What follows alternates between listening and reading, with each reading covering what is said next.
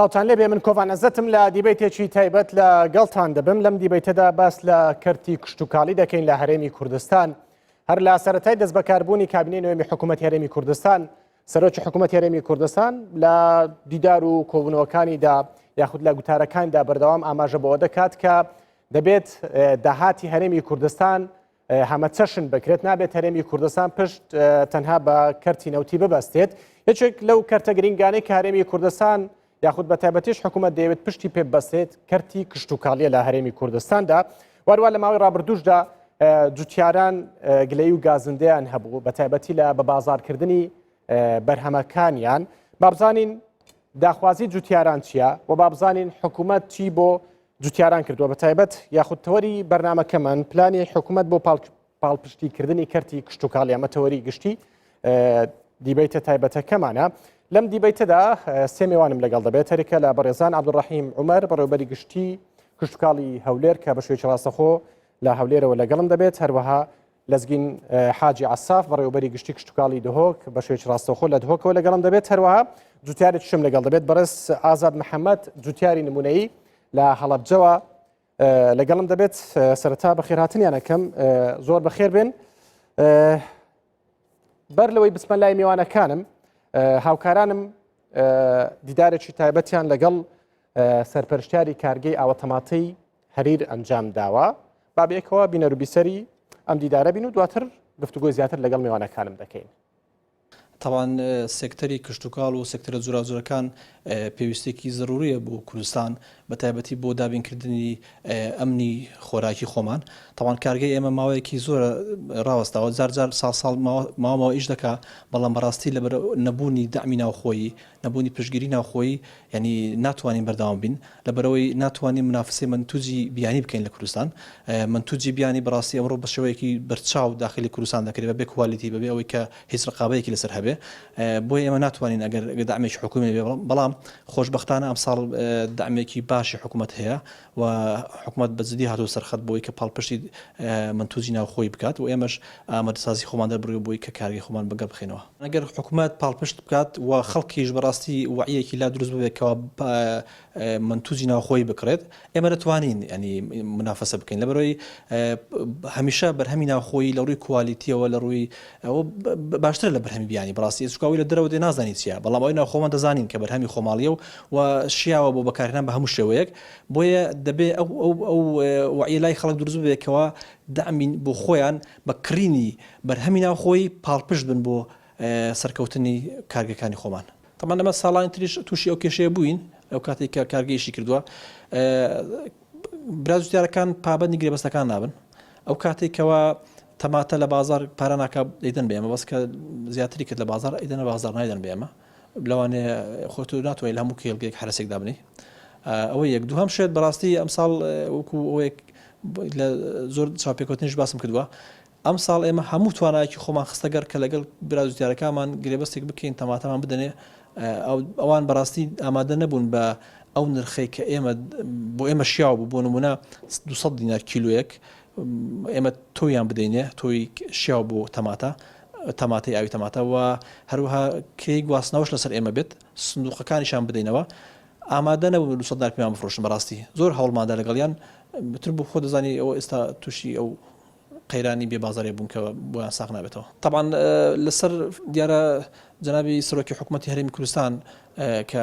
ڕێنمایی داوە بە لایەنە پەیوەندیدارەکان کە دامی کەرتی تایبەت بکەن بۆیە وەزارەتی کشتتوکاڵیش لەو ڕوانگەیەوە هەموو ئامادەسازیێکی دوێن دەربڕی و بڕیارە وەزارەتەکانی تریش هەر لەسەر فەرمانی سەرۆکی حکوومەت کاک مەسرور بێنە سەرخەت و دامی کەرتی تایبەت بکەن بڕیارێکی تەواوە ئینشاءالله جێبەجێ دەبێت. بەڵێ گوێبیستی ئەم دیدارە بووین کە لەگەڵ سەرپەرشتیاری کارگەی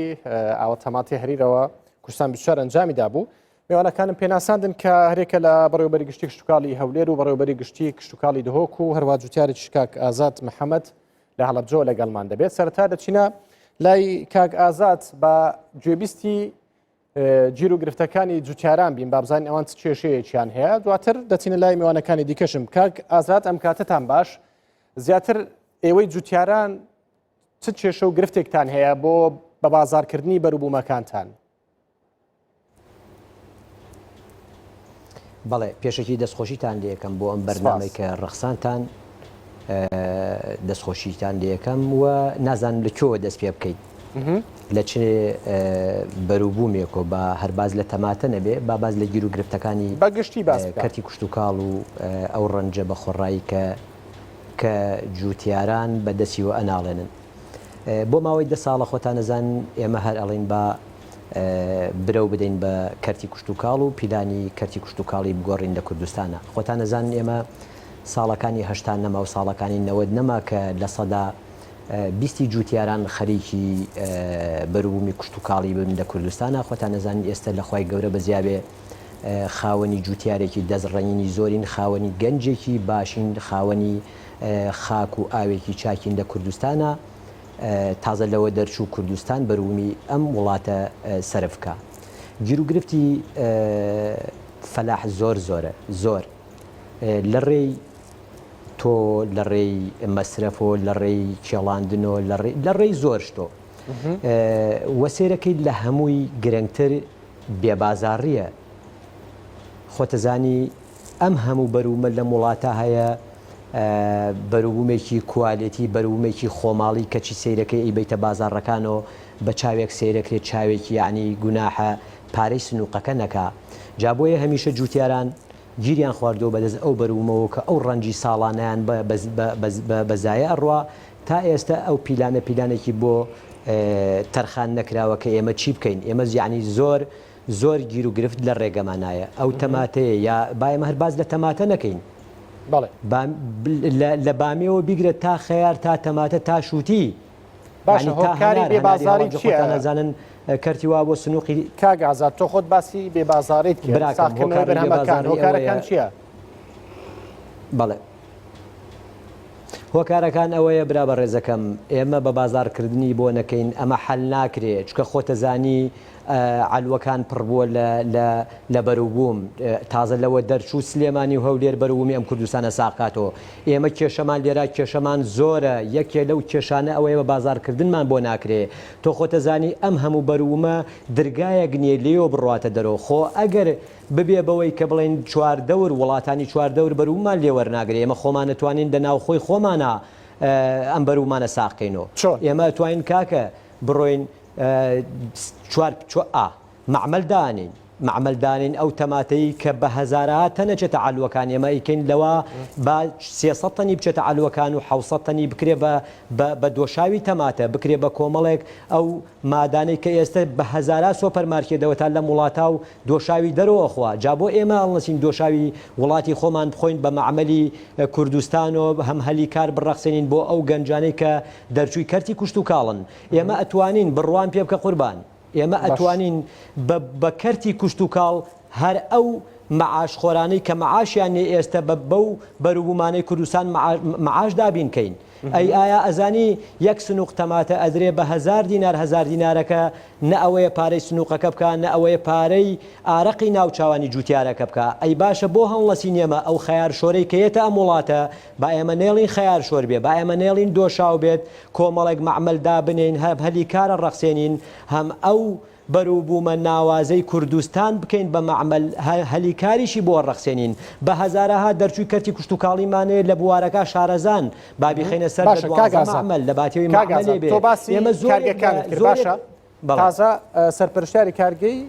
ئاوەتەماتی هەرێکە بۆ کوردستان بشار قسەی کرد بوو دەیگوت بۆ منە جوتیاران پابەندی ئەو گرێز بەستانە نابن کە لەگەڵ ئێمە ئیمزایان کردووە بۆ منە ئەو کاتی کە بەروبووم کەمە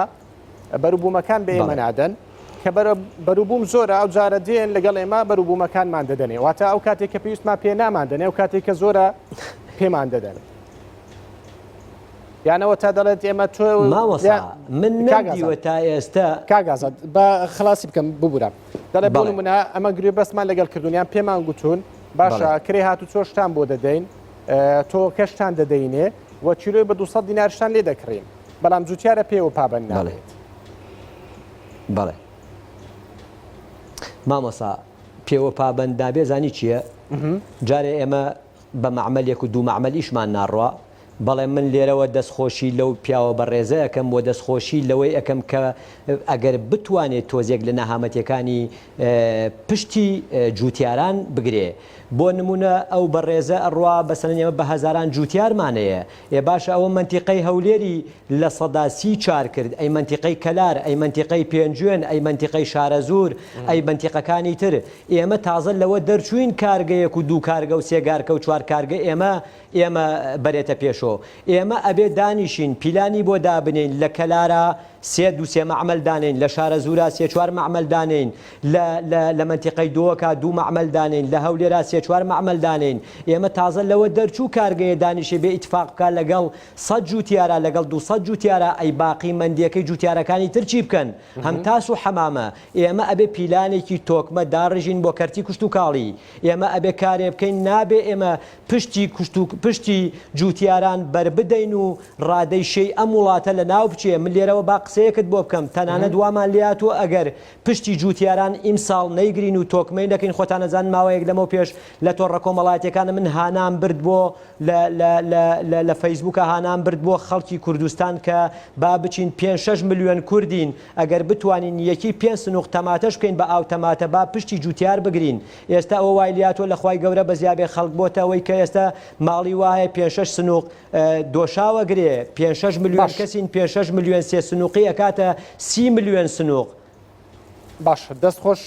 کاک ئازاد، پەیامەکانت گەیشتێ سەرت مەلای میوانەکانی ترم. کاک عەبدوڕەحمان عومەر بەڕێوەبەری گشتی کشتتوکاڵی هەولێر لەگەڵما. کاک ئازاد تو هەر لەگەڵم بمێنەوە دواتر دەگەڕێم وڵات. کاک عەبدوڕەحمان ئەم کاتتان باش. ئێوە وەکو بەرپرسانی ئیداری و حکوومەت لە هەرێمی کوردستان بە تایبەت لە سنووری پارێزگای هەولێر، ئێوە تا چەند پاڵپشت و هاوکاری جوتیاران بوونە؟ بەڵێ پێشەشی حەز دەکەم ڕوونکردێ بدەم لەسەر ئەو وتانەی کە بەڕێز نوێنەری قوتوبەندی هەریر باسی کرد. یەکەم جار ئەڵێ جوتیاران پابند نەبووینە بە ڕێنمایەکان کاتی خۆیدا. طبعاً ئەو قوتوبەندە هەری ئەوە کارگەیە تازە یەکەم جارە کە بەڕێزیان وەریان گرتووە و کاری سە دەکەن چ کاتێک بووە کە ئەوانە پابند نەبووینە. لە ساڵانی 2000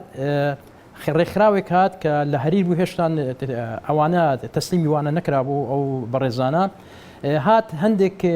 عقودی لەگە جوتیاران کە گرێبەسێکە جوتیاران کرد لە نیوەی ئیشەکەی بەجێ هێشت و واتە ئەمە وەی کرد کە مزداقەتی جوتیاران لەسەر ئەم کارگەیە بڕواتن، نەمێنێتن کە جارێکە پابند نەبین.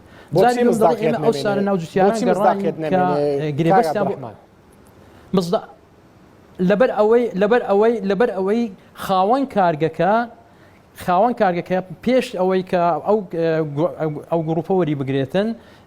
لە نیوەی جوتیارانی بەجێ هێشت و معمەرەکەی بەجێش و خۆی کارگەکە پابند نەبوو. پابند نەبوو بەو ڕێنمایە کە ئەو جوتیاران عەقدیانەکە کە جوتیاران تەماتەیان چاند، ئەو سنفێک کە ئەوان دای بەوان جێبەجێیان کرد، بەڵام وەریان نەگرت تەماتەکە بۆیە جوتیاران مزداقیەتیان لەدەستدا. ئەمە یەک. خاڵی دوم حەز دەکەم ڕوونکردنەوەی بدەم، ئەڵێن ئێمە لە ناو جوتیاران گەڕاون. ئێوان بەس سفتێک لە ناو جوتیاران گەڕاون. بەرپرسی کەرتی کوشتتوکاڵ لە پارێزگاکان چییە؟ بەڕێوەبەرایەتی گشتی کوشتتوکاڵی هەولێرە. ئەم کارە دەبێت لە ڕێگای ئێمە و ئەنجام بدرێتن. ئێمە بچین بانگی جوتیاران بکەین و ئەڕونە دویان لەگەڵ بکەین و بەڕێزیان بێن بۆیان ڕوونکەنەوە تاکو ئێمە بتوانین شروعیان دەوێت کە ئێمە جوتیارە ئەو بۆ نمونە ئەو سەرپەرشتیاری کارگەکە بە هاوکارانی ئێمەی گوتووە پێشتر دەرگام لەسەر ئێمە داخستە بوو، ئێستا دەرگیان بۆ ئێمە کردوتەوە هاوکاریمان دەکەن. قەزدم وەیە ئەمن ئەوەی هیچ ینی قەزم ئەوە نییە، بەڵام دەڵی ئێمە ئەو ساڵ لە ناو جوتیاران گەڕاوین کە بێن لەگەڵ مانگرێ بەس بکەن. قەزدم وەیە ئێوان پێویستە لە ڕێگای ئێمەوە قسە لەگە جوتیاران بکەن تاکو بتوانین ئێمە ئەو شەرت و مەرجانی کە دەوێت لەگە جوتیاران بکەن، بتوانین ئێمە ڕێو شوێنی و کاری و چاڵاکیەکانیان بۆ جێبەجێ بکەین، چیان پێویستە بۆیان بکەین. لەبەر ئەوەی ئەمە کە لە خارج کە دەسە ناو جوتیاران ئەمە بە ڕسمی شێشی فەرمی نازانین، یعنی وەک شێشی عشاری بدێتە پێشتاوی کە هەر منەظەمەیەک هەر ڕێکخراوێک بچێتن لەگە جوتیاران کۆبیتەوە بەوێ ئەوەی کە بەرپرسی کردی کوشتتوکاڵ لە ناوچەکە ئاگادار نەبیتن تەبان کێشیان بۆ دروست دەبێ، سبەینە ناتوانن محاسبەشیان بکەن لە بەرەوە لە ڕوو قانونیەوە دەتوانن داوایان لەستەزیر بکەن. بۆیە ئێمە پێمان باشە، بەڵام ئەمە کە ئەمانە دوێنێ کە دەکات لەگەر هاتن سەردانی جەنابی وەزیریان کرد بەڕێزیان هاتن زۆر باش و زۆر با خەتوێشی ئیجابی زانی زۆر بەڕێک و پێچی هاتن لەگەڵی دانیشتنەگە جەنابی وەزیر ئێمەش لەگەڵیان دابووین گشتەکانیان شی کردەوە. ئەمە ئەتوانی ئەمە دەزانی ئەمە ئەتوانی کە بگەینە ئەنجامێک وە کە بۆ ئەو کارگەیە بە سەرکەوتوانە بڕواتن تەمان بە ڕێزیشیان ئاماژەشیان بەوە کرد ئەگەر هاتوو جگە لەو کارگە نرخی تەماتەش بەرز بووە ئێمە حڕیەت دەدەن جوتیارانەی دەرەبەمە هەر بەگشتی بۆ ئێوە کولانی پەیوەندیدار ناچنە ناو جوتیاران بۆچی هەر جوتیاران یان خاوەن کارگەکان بێنە لای ئێوە بۆچی ئێوە ناچن دەست پێشخەری بکەن بچنە لای جوتیاران ئێمە پەیوەندی بە ئەمە پەیوەندی بە هەموو ڕێکخراوێکمان کردووە بۆ هەموو ئەوەیەکمان کردووە بەڵام هەر دەموانەیە ئەو کارگە قوتاع خاسانە کە کارگەکە دەکەنەوە کە دەست پێ دەکەن ئاگاداری ئەمە دەکەنەوە کە ئێمە دەست بەکاروین تاکو ئێستا ئەوانە دەست بەکار نەبووینە ئێستا ئەم ساڵ کە دەستیان بەکار کرد ئاگاداری ئەمەیان کردەوە ئێمەش هاتین ناو مۆزوعەکە لەگەڵیان کە کاریان لەگەرداکەین و کە لەگە جەنابی بەڕێز وەزیر دابنیشتین طبعاً ئەوان ئیستیزابەشی زۆر ڕێک و پێچیان هەبوو زۆر سوپاسیان دەکەین کە لەگەڵ ئەوەکاندا و هیوادارین کە ئەو بند و ئەو بەڵێن نامانەی کە پێویستە لەگە جوتیار بکرێتن بۆیان جێبەجێ بکرێتن لە ڕووی یاساییەوە تاکو بتوانن ئەوانیش هەندێک مەطالیبیان هەبوو جەنابی وەزیر مەطالبیەکەشی بۆ جێبەجێکردن کە بۆ ئەمە بەسەکە جێبەجێ بکەن ینی کاک عەبدوڕەحیم ئێوە گشتی چیتان بۆ جوتیاران کردووە من ئێوە بزانم دائیمەن بزانم ئێوە چیتان بۆ جوتیاران کردووە وەکو بەڕێوەبەراتی گشتی شتاڵی هەولێر ئێمە بە خۆت باش دەزانی ئێمە بە خۆت باش دەزانی ساڵانی ڕابوو کاک با پێتان ڕابگەینم ئێمە ساڵانی ڕابردوو کە قەیرانی دارایی نەبوو هەر شتێکی دەعمەکەبی بۆ جوتیار کراوە تەوفیری تۆمان بۆ کردوون سەمادمان بۆ کردوون بنە تۆمان بۆ دابین کردوون دەرمان بۆ قەڵاچۆکن هەمیان بۆ دابین کراوە هەمووش بە نرخی دەعم بە 180 درایتە جوتیاران بەڵام بە خۆت دەزانی وەزعەکە چۆ بوو ئەو قەیرانە داهات هەموو شتێک ڕاوەستا ئەو بە تایبەتی ئەم ساڵیش با ئەمن بابێ مەسەر ئەم ساڵ کە ئەم حالەتە ڕوویدا ئەو وەک بڵێن ڤایرۆسی کۆرۆنا ئەو پەتای کۆرۆنە کە بڵاو بووە وای کرد کە قەدەغەکردنی هاتوچۆ بکرێتن بەڵام لەگەر هەندێشدا وەزارەتی کوشتتوکاڵ پارێزگای هەولێر بە تایبەتی کاک دکتۆر فەرسەد یعنی هەموو دەسەڵاتێکی دا بەڕێوەبەراتی گشتی کوشتتوکاڵی هەولێر بۆ هەر شتێک بکرێتن کە جوتیاران هاتوچۆ بتوان سەدان چلگەکانیان بکەن طبعا چی کرا بۆیان کرا ئێستا ئەو حالەتەی کە بەسەر جوتیار هاتیە لەم کات و ساتەدا طبعا ئەمە مکررە هەموو ساڵێ تکرار دەبتەوە لەبەر ئەوەی لە یەکی هەفت تاکو 15 بەرهەمی هەرێمی کوردستان بەرهەمی ناوەڕاستی عێراق و بەرهەمی خواری و عێراق لە یەک کات پێک دەگات یعنی تەماتە لە هەموو شوێنەکان هەرزان دەبێتن سندوقی تەماتە لە بەغدا بە 1000 دینارە لە بەسرە بە 750 دیناریە بەڵام بلەو دوسێ ڕۆژێک کە گەرمادادێ بەرهەمی تەماتە کەم دەبێت لەوێندە دەتوانە بێت جگە لەوەی خۆی باشە کەواتە چارەسەر بۆ بازارکردن چییە بڵێ کاک عەبدوڕەحیم چارەسەر بۆ بە بازارکردنی بەروبوومی کشتتوکاڵی چییە دۆزین یەکەم جار بەروبوومی کوشتتوکاڵی وەک بە خۆت دەزانی هەر بەروبوومێک تایبەتمەندی خۆی هەیە مەسەلەن بۆ نمونە ئێستا باز لە تەماتە دەکرێتن طبعا ئێمن تەوەقع دەکەم ئو کارگەی هەریر ئەگە بێت و بە تەواوی کاربگاتن یعنی 160 معاناتی جوتیاران لەو ظروفەدا چارەسەر دەکات لەبەرەوەی کارگەیەکی بەتوانایە و دەتوانێت ئەو تەماتانە وەربگرێتن و ئەو سنفە تەماتانەی کە ئەو پێویستی پێ هەیە دەتوانێت بداتە جوتیاران و گرێبەستیان لەگەر بکاتن طبعا ئەمە کارگە بەسە ئەو هەروەکو ئەو جوتیارە بە ڕێزا بەز نییە هەروەکو ئەو جوتیارە بە ڕێزە باشی کرد کاک ئازاد کە جوتیاری نمونەیە کە پێویستە لە هەموو شوێنەکان ئەم جۆرە کاگانە بکرێتەوە ئێمە ئێستا ساڵ لە هەولێر 2002 تەماتەمان چاندووە طبعا 2002 تەماتە ئەگەر ئەتوو هەر 2.5 تۆن تەماتە بدە تقریبا 15000 تۆن تەماتە طبعا ئێمە لە قسە لەگە کارگەکە دەکەین توانای چەندی هەیە ڕۆژانە بیکە و ئەو 15000 تەماتانی وەربگریتن شەر نییە کاتیکە گرانە هەموو ئەو گرێبەچ لەگەر هەموو جوتیارێک ناکاتن طبعا ئەگەر هاتو ئەو 150 لە جوتیاروان 150 بە خۆی نرخ لە بازار بەرز دەبتەوە ئێمە نمونەیەک دەمێ ئێمە ئەو ساڵانی کە سەمات تەوزیع دەکەین لەسەر جوتیاران کە ئێمە پاڵپشتیان دەکەین سەمات ئەم ساڵ نرخی دەڕوات لە 150,000 دینار بەڵام ئەو ساڵانەی کە ئێمە سەمات یاخود ئەو پاڵپشتیانیانە کە سەمات لە 400 گەیشتە 600,000 دینار واتە کە ئەم کە ئەرگەیە هەبێ و کار بکاتن و هەروە جوتیاران بێ ئەمە کێشەیەکی زۆر گەورەما بۆ ئەوە دەکات کێشەی تر مەسەلەن بۆ ترێ دەتوانین هەمان بەبەست بکەین طبعا بۆ پەتاتە بۆ هەموو شتێک دەتانی ئەمە ئەو پەتاتەیە کە وەردەگرێتن پەتاتەکە بە کەلک فینگەر بێتن یاخود بە کەلک چبز بێتن لەوە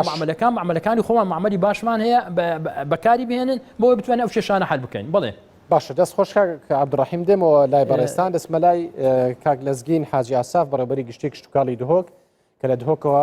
لەگەڵمان دەبێت کاک لەزگین ئەف دەمێتە باش بە هەوا وەکو ڕێبەبەراتیە چەندنیا دهۆکێ هین حتا چە قاسی ئالیکار و پشتەوانێن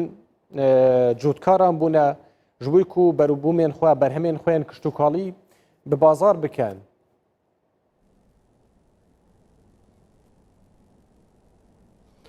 ولی زۆر سپاس ئەدبێژم بەرنامێتە دا میوانێکی کێمە چونکی دەنگی من ژیل گەل دەنگێک کاک عەبدوڕەحیمی گەل دەنگێک کاک ئازادی ئەم ئێک ئاریشەمەیە هەی چونکی ئەم سەکەینە ئەرکی وزارەتە چاندنی چیە زێدەکردنەوە بەرهەمیە تا گەتە ئاستێ اکتیفاداتی ئەوێدی ئەرکی وزارەتێکا دیە بەڕێز ئەوژی ئەرکی وزارەتە ئەساسی وەرکێ وزارەتە بازرگانی پیشەسازیە دانانە معاملە مناطقێت صیناعی دا کو پلانەوە مکملی پلانەمەیە وزارەتە چاندنوژی دەرێن ئاوێ بێت یا مەزی دەکردنا بەرهەمیە یاوان دیتنا بازاری و دانانە کارگەهانە بۆ ساختکردناوی بەرهەمی باشه کاک لەزگین ئارمان جامەتی vê بەرنامê ew e ku aliyên berpirs vê bernamê bibînin ji bo ku fikrekê ji hindê bikin karge û muamela li Herêma Kurdistanê zêde bikin kerem ke ew jî nexiyabin çêdbît di televizyonê de yan di TVyê de bibînin gelek baş ez da bele bersivamî jî ew bû hemî gava gazindeş wizareta kuştûkalî tinê tê tekirin rast e mesulîyetek sermaye bes mesulîyetara serekî li ser لاینی دی وزارتی دیجی لازم پلانت و مکمل پلانت وزارتا کشتوکال درباره بسیار جنابت هر وکی دکتر عبدالرحیمی جی بحث کری سالانه وزارت چاندنی بودجه که تایبت هبو او جی بودجه پالپشتیا جوتیا رایعانات زیراییه که هر پارزگاه که 10 میلیارد حکومت هرمی بو ترخات کرن بو پالپشتی و دعما جوتیا را و زیده باری کو وقت خدا حتی 2013 جی 2014 جی طریقا بانقا چاندن وزارت دارایش دا قروز دانه جوتیارا بو دانانا پروژن کشتوکالی بو نمون از دو که بوده بحث کم چند سال که نزدیکی 5 میلیارد دینار یه داینه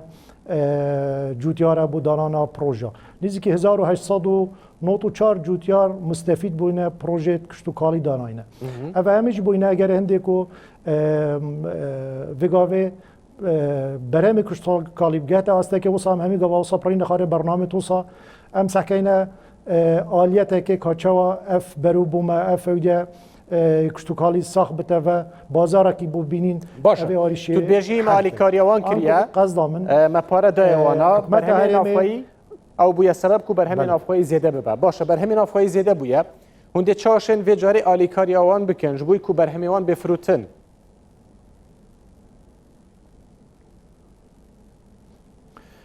بله من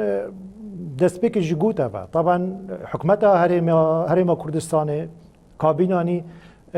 جه خوشحالیه هر دستبیک اعلان کریه هدف های سرکی دعم کرت کشتوکال و پیش سازی و گشت و گذاره که جه خوشحالیه بو ساخ کرنا طبعا برهم کشتوکالیه ما گودی گشت یه وی آستی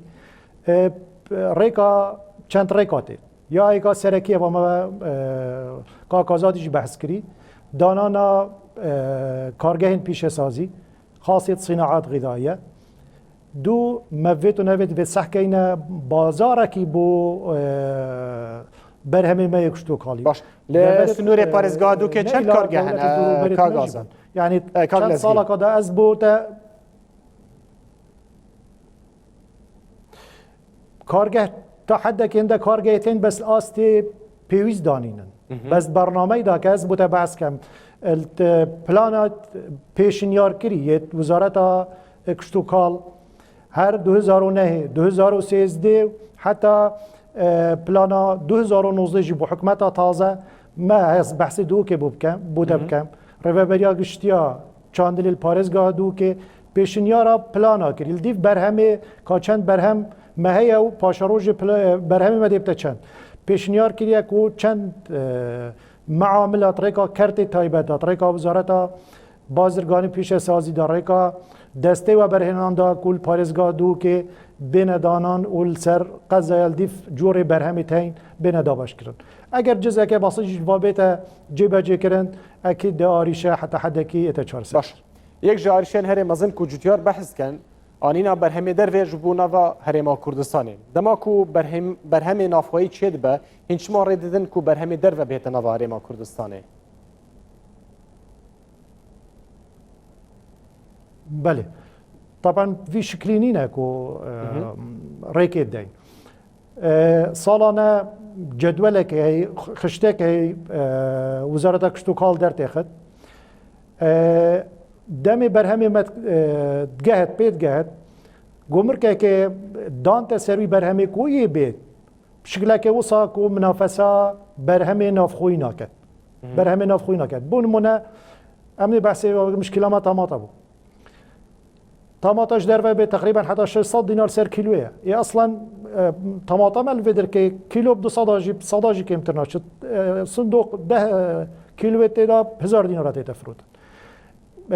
معناوي تشش دربه نايد كدوم منافسه برهم ما هند زيده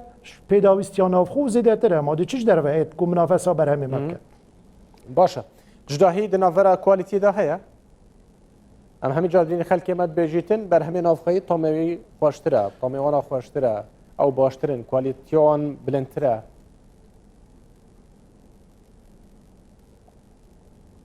اكيد صدر صد چونكي جوتياري ما صراحه وكي جوتياري جدرفه فيري هند حيلو اوديانا بوينه كارينانا هورمونا ومواد كيميائيه كو ببنا كري مزنبونا برهمی رنگی که جوان آنجی اودی جوتیاره ما همی گاوه انتاجی خرسکه یه طبیعیه اکید یه طبیعی جیبت بلکه شیوهی و بشکلی و وکی وای جوان نبید بس اکید بلی طامجی مفازور اتداعین چه اودید کیمیاوی الگل نینه باش کاغلز گین از وگرم جمتا دسمولای برس کاغ آزاد کاغ آزاد گلی و گازندهی وشی هندک جاردالن که سرتای درچونی بروبومێکە ئەو بەروبوومە کشتتوکالیانە زۆر گرانن نرخەکانیان زۆر بەرزە ئەگەر بێت و سەیری جیاوازیەک پێ لە نێوان ئەو بەرهەمەی کە لە دەرەوە دێنرێتە نێو هەرێمی کوردستان و ئەوەی کە بەرهەمی ناوخۆیە هی بەرهەمی ناوخۆی زۆر گرانترە لە ئەو مامۆسا من نەمدیوە تا ئێستا بەرهەمێکی جوتیار وا بێت بڵێ لە پاڵیا حەسێمە و ئێسراحەتی لێ یەکەم لەم کەناڵا لام وایە بۆ 40 دقیقە باس لە هەموو بەروومەکانمان بۆ ناکرێ بەگشتی باسی بکە فەرموو بابازە لە تەماتە نەکەین فەرموو باسی هەر هەموو بکە مامۆسا ئێستا من نازانم بە نیو سەعات چی بۆ باسکەم وەرە ئێستا فەلاحی وامانەیە شووتیەکەی بەرەڵا کرد وەرە مەسەڵەن بۆ نمونە فەلاحمانەیە بامەی بۆچی یعنی بەروبوومی ئەم وڵاتە گرانە بامەی جنوبیەتە ئەم کوردستانە کیلۆی 6,000 دینارەکە بامەی جوتیارێکی داماوی هەناسە ساردی ئەم وڵاتە کیلۆیەک ئەچنێ ئیدا بە 1000 دینار مەگەر من بزانم چنینی کیلۆیە بامێ چەند ناڕەحەتە بۆ بامەی من 1000 دینار بکە بۆ بامەی جنوب کە وەختێک گێت کیلۆی 6,000 دینار بکە ئێمە بێ پیلاندا بنین پارساڵ من خۆم 500 تەن هەنارم دانا لە مانگی یەکە وتیان هەنارەکە بخە بازار هەناری میسر لە 15 لە یەکە هەناریەتە ناوخۆیەتانێتە سلێمانی و هەولێر بەپەلە هەنار 500 تەن هەنارم خستۆتە بازارڕۆ 27 ملیۆنم زەرەر کردووە ئێمە نە ساردخانەمان ساردخانەیە نە معمەلمان معمەلە نە پیلانمان پیلانە بۆ نمونە ئێمە ساردخانەیەک سەرفەکەین بە جوتیارێکی داما و 500 ملیۆنی تێئەچێت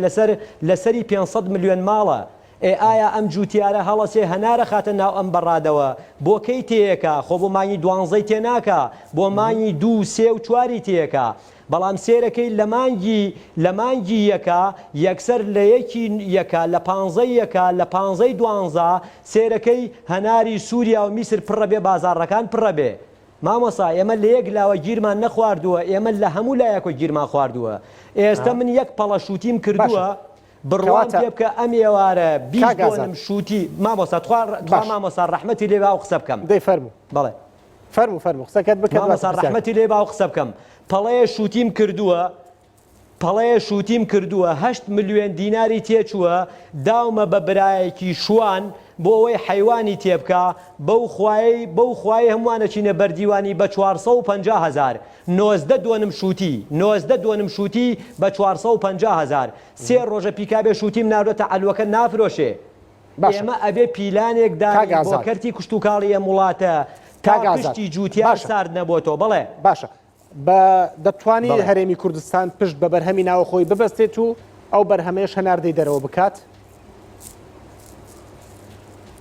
من لێرەوە وعدێکە پێدەم خاوەنی جوتیارێکم لەم وڵاتە هیچ وڵاتێ جوتیاری وایتیان نییە ئەو وڵاتەی کە ئەڵێ من خاوەنی پرۆفیسۆرم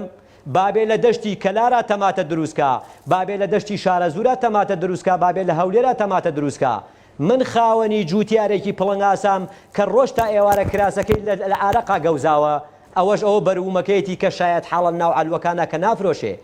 با من داواکارم لە حکوومەتی هەرێمی کوردستان و کابینەی نوێ کاک مەسووری بەڕێز داواکارم تا کار لە کار نەترازاوە پشتی جوتیاری خۆمان بگرین بڕوان پێ بکە مامۆسا ئەم کشت و کاڵە ئەگەر نەوت بمێنێ ئەبێ دوایی هانابەرینەوە بۆ کەرتی کشت و کاڵ دواییشە ئەگەر من جوتیار شارەزام بە دەفتەر دۆلاری قەرز کردووە داوێتی بە تۆ من لێرەوە ڕێز و حرمەتمێ وەکە عەبدوڕەحمان کاڵێ هاوکاری جوتیارین ئێمە نابێشتەکان زەربی سفرکەین بەڵام لێرەوە بەکە عەبدوڕەحمان ئەڵێم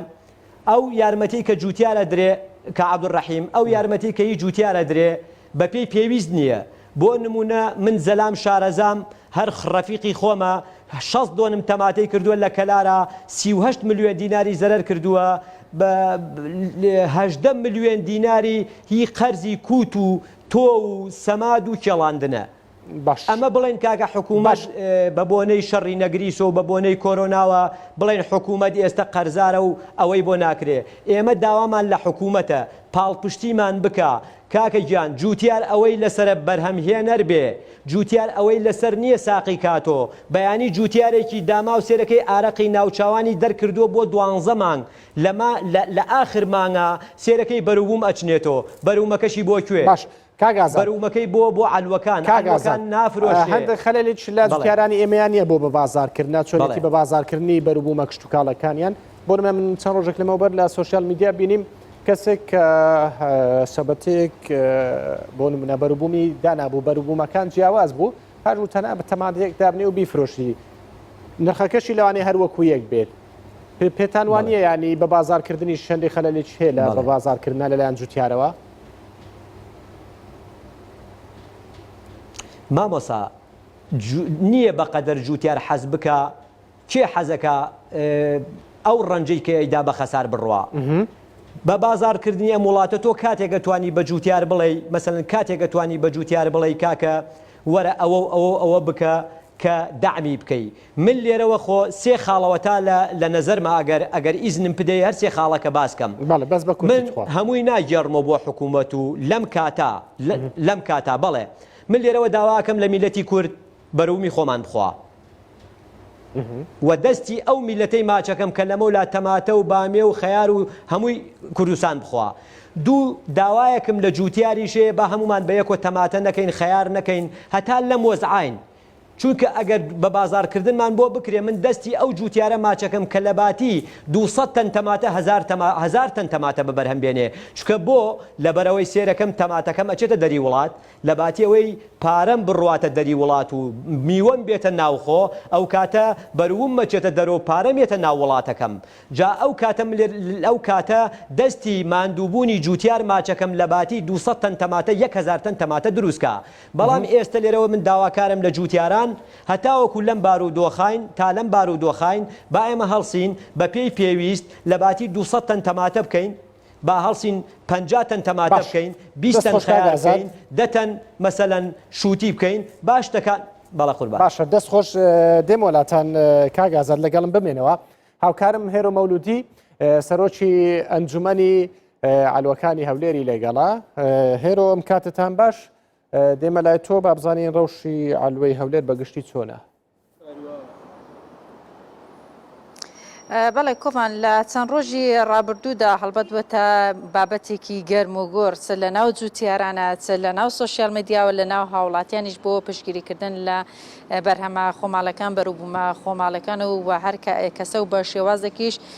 لایەنگری خۆی و پشگیری خۆ هاوکاری خۆی بۆ ئەم بەرهەمانە ڕاگەاندووە. باسکردن لەسەرۆکە ئەنجومەنی ئەلبەیە خۆ بڵێ گومرکی سەوزە و میوەی هەولێر بەنسبەت ئەم بابەتەوە چی کردووە چ بەرنامە و ڕێکارێکی لە بەردەستا چ پێشنیارێکیە ئەیا ئەوە گلەی و گازندێکی کێشەیەکیان هەبێ لەم بارەوە ڕەجەب حاجی عەزیز سەرۆکی ئەنجومەنەکەم لەگەڵا دەبێت کاک ڕەجەب ئەگەر جەنابتان ئاماژە بۆ بکەن وەکو سەرۆکی ئەنجومەنی سەوزە و میوە. ئێوە چ ڕێکارێکتان کردوتە بەر چ کێشەیەکتان بەگشتی لە بەردەمایە بەتایبەتی لە پرسی بەرهەمە خۆماڵەکاندا؟ بەڵێ بەخێر بێن وەڵڵاهی کێشەی بێبازاڕی بەڕاستی ئەو سێ چوار ڕۆژێک کە بەرهەمی خۆماڵی کە هەمووی پێگەییوە جوتیار ساڵێکە ماندووبوون و زەحمەتی کێشاوە هەتا ئێستا ئەو بەرهەمە هێناوەتە بازار بەرهەمەکەی نافرۆشێ بە هیچ شێوازێک بەرهەم ساغ نابێتەوە سنووقی تەماتە بە دوێنێکە تا 750 دینار هات ساغ نەدەبەوە یعنی کابران نەیدەزانی چی بکە مەصرفێکی زۆری کردو هەیە 20 میلیۆنی مەصرف کردووە هەیە 10 میلیۆنی مەصرف کردووە بە جێرەی خۆی زۆری و کەمیەکەی مەصرفیان کردووە بەڕاستی یعنی جوتیار حاڵی زۆر خراپە ئەگە شتێکی بۆ نەکرێ و شتێکی ئەم بۆ نەکەن احتیمالە ساڵێکی تر نیوەی ئەو جوتیارانە زراعەت نەکا بەڕاستی. ئەنجومەنەکە هیچ کارێکتان نەکرد بۆ بتانکە ئەو کێشەیە چارەسەرکەن لەگەڵ شوێنەکانی دیکە بتوانن بە شێوازەیەک پێشنیارێکیان ئاراستە بکەن؟ بڵێ وەڵڵاهی ئێمە ئێستا کە لەگەڵ بڵێن شارەکانی خوار و ئەو ساڵەکە بەرهەمەکانمان هەموو پێکەوە پێگەیوە.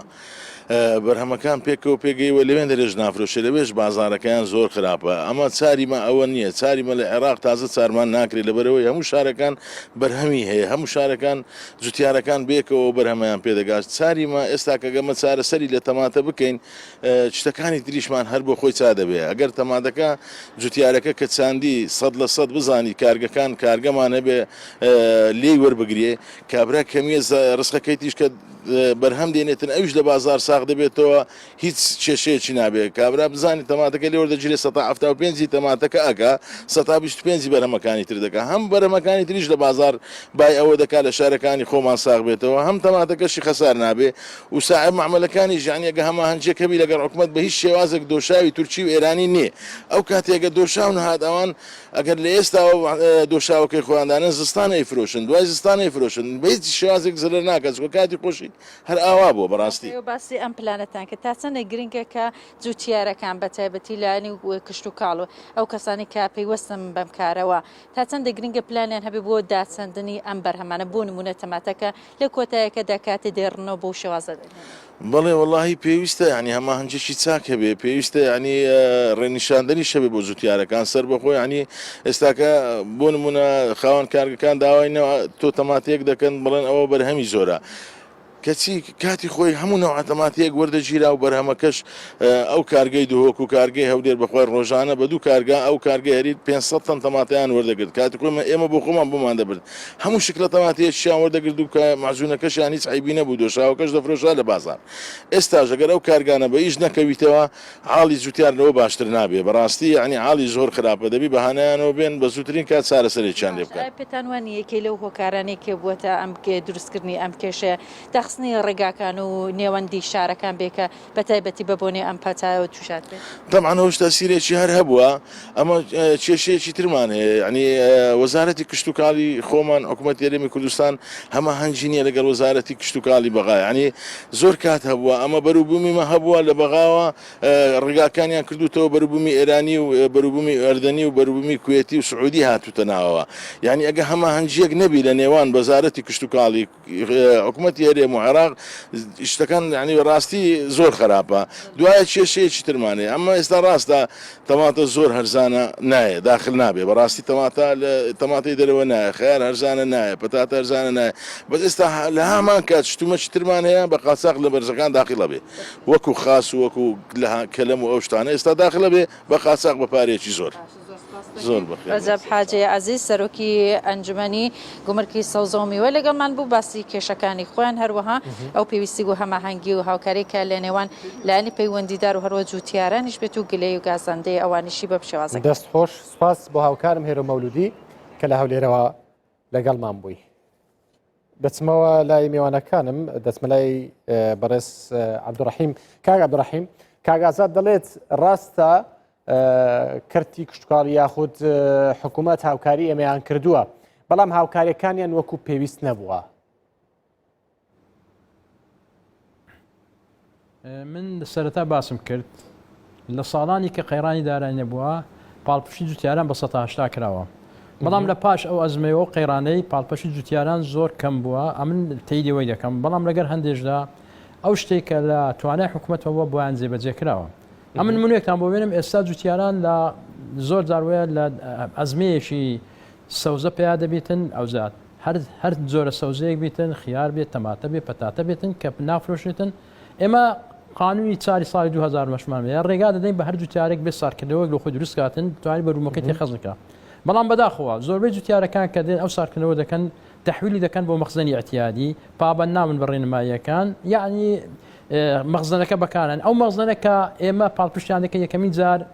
لە باج عفو دەبی، لە زەریبە عفو دەبی. یەک دووەمین کاربایەکەی بە دەعمێکی هەرزان دەدرێتێ لەبەر پاڵپشتە بۆ جوتیاران. بەڵام ئەگە جوتیار بێ مەخزنێک بە ناوی سارکردەوە ئیجازە لەمەوە بگرێتن و دواتریش بچی بیکاتە کۆگایەک بۆ موادی کارەبایی لە ناودانی یاخود موادی فیتەری ناودانێتن، یعنی ئەمەش باش نییە. ئێمە بە هەر زەمی حکوومەت نەکەین. ئەمە ڕوویدایە و هەبووە کاک عەبدوڕەحیم، ڕاستە ئەمە هەبووە جوتیار بێتن ساردخانە بکاتەوە بە ناوی ساردخانە، بەڵام شتومەشکێت یادا بفرۆشێت. بەڵێ هەیە شتی وا هەیە زۆریشە ئایا سزاکان داون یاخود ئێمە ڕێگای پێ بەڵێ ئیجراعات کراوە، بەڵام ئیجراعات بە پێی پێویست نییە. ئەو ئیجراعاتانەی کە ئێمە دەمانەوێتن قانون ڕێگا پێ نادا. مەسەرەن هەرجو تیارێک کە تەجاوز کرد سەعاردی خۆی پێویستە عەقدەکەی لێ هەروەشێتەوە، یاخود ئەگەر پابەند نەبێتن ئەو ئەگەر مولک بێت زەویەکەی بسێنرێتەوە. ئەمە ئەم حالەتانە زۆر تووشی ئێمە دەبی لەمەیە. بەڵام هەر وەکو کاک ئازاد باسی کرد، یعنی باسی بە بازارکردن دەکا، ئێمە لەگەڵ ئەم قسەداین. بە بازارکردن شتێکی زۆر ئەساسە بۆ جوتیاران. لەبەرەوە جوتیاران ئەگە بەس بزانانی ئێستا بازار هەیە. ئەمە نمونەی ساڵانی نوهەتەکان بۆ بێنمەوە کە ئەمن لێرە بەڕێوەبەری پاراستنی ڕۆک بوومە لە کوشتتوڵی هەولێر کە بەخۆم مەسئولی قەلاچۆکردنیی سەڵە بوویمە. فەلە لیتی دەرمانی بەخۆی بە 5 دیناری ئەسلی بوو، بە 6 دیناری ئەسلی بوو، بە 200 دینار بە 300 دینارێکی قەلاچۆی پێ دەکرد. تەنی گەنمی بە 5,000-6,000 تۆی دەکرد. لەبەر چی هەبوو؟ دەعم هەبوو، دعمی حکوومەت هەبوو، ئەو گەنمەی لێ وەردەگرت و ئەو گەنمەشی تەسویق دەکرد بە سعرێکی بارلۆی وەردەگرت. یعنی جوتیار دەتوانێت هەموو توانای خۆی بەختە گەڕ بۆ خزمەتی بەروبوومەکەی ئەگە بزانی بەروبوومەکەی بە بازار دەکرێت و بازارەشە دەکات. من نمونەت بۆ بێنم، ئەو ساڵ هەولێر 850,000 تەن گەنمی هێناوە. ئێ باش 110,000 تەن کە وەردەگرێتن ناکە 110. یعنی جوتیار ئەو گەنمە چێ بکە، مەجبورە لە ڕێگای ئەو دەڵالانەی کە دێن بەدەست نرخێکی هەزان بیانداتێ بە 350,000 یاخود بە 300,000 بیداتێ، ئەویش بچی لە ساڵیۆکانی خوار و ناوەڕاست و کەرکووک تەسلیمی بکات. قازانجەکە چێ دەکا؟ بازرگانە کەم تەرخەمیەکان لەسەر ئەوەیە بنی، یعنی بەغدا بەیەک سانی تەمەشا جوتیارەکانی خۆی ناکاتن. پێویستە جیاوازی لە نێوانی جوتیاری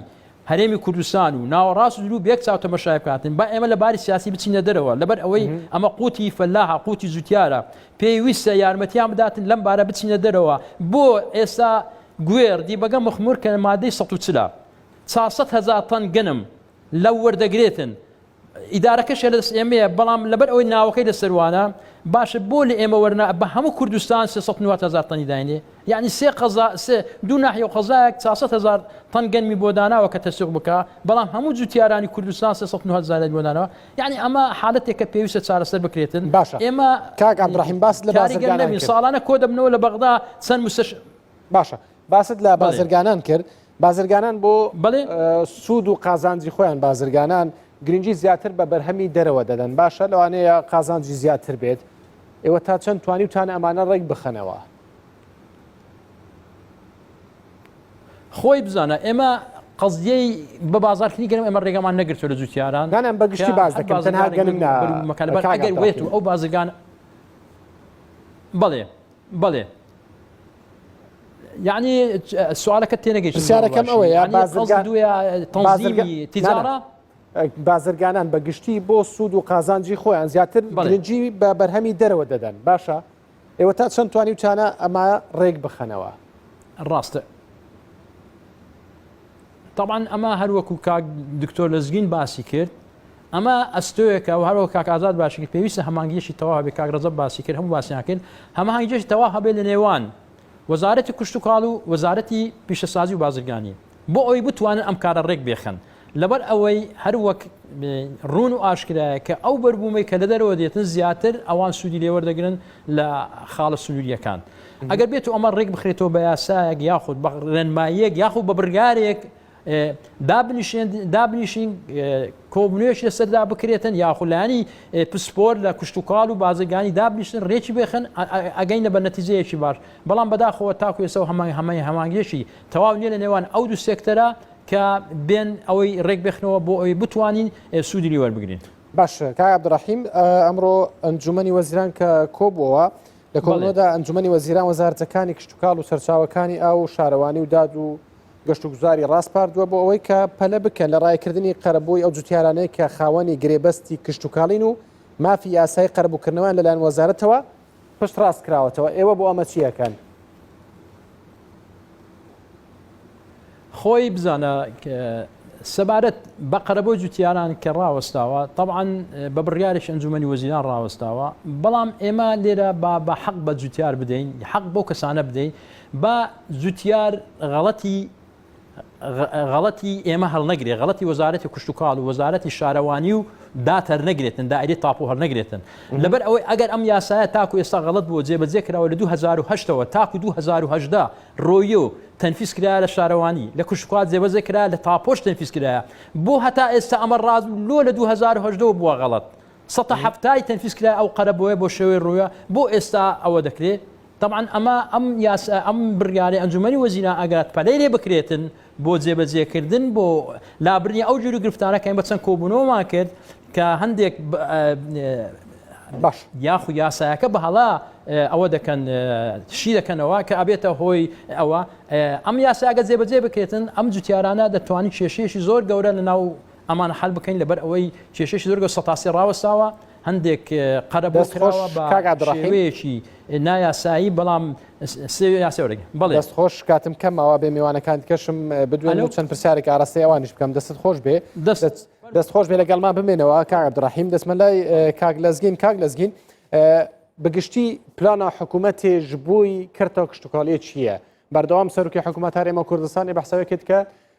divê em giringê bi kerta kiştûkaliyê jî dê giringê bi kerta çandiniyê bidêin. Plana hikûmetê bi giştî bû palpiştîkirina cutkaran yan jî cutyaran çi ye? Taybetî jî bû kerta çandiniyê. Belê. Pêngava here serekî ku ve çend salan çaverê bûyîn danana burdê kiştûkaliye ku serokê hikûmetê bixwe serokatiyê diket û çend hindî wizaretê meعنît kabîna wizarî da endamın gel cigirê serokê hikûmetê bixwe. Ev pêngava here serekî ya cêxwe da bûye. Tirêka vî bordî da biryarê têne dan ekîd dêl ser astê xarê 100% êne cêbecêkirin. Çingî gazdêt me û kêmasiyameya Wizareta Kiştûkal berînkê jî her ewa bûye. Gelek cara biryar û rastparde we dîtmet gotin bû timamkirina plana ma me behs kirî gelek cara cêxwe nedkir. Bes heke ser astekê wisa bordek bid lijnek bi serokê hikûmetê bixwe serokatiyê biket ekîd dê pêşinyarê Wizareta Kiştûkal jî giringiyê newergirtin û ser mustewayê hemî mustewa jî dêne cêbecêkirin ku ev ez dibînim pêngaveka ya here serekî ye. Ya dîfra jî pêşinyarê kerta taybet û Wezareta Pîşesaziyê ew alîkarin gel hewa? Belê.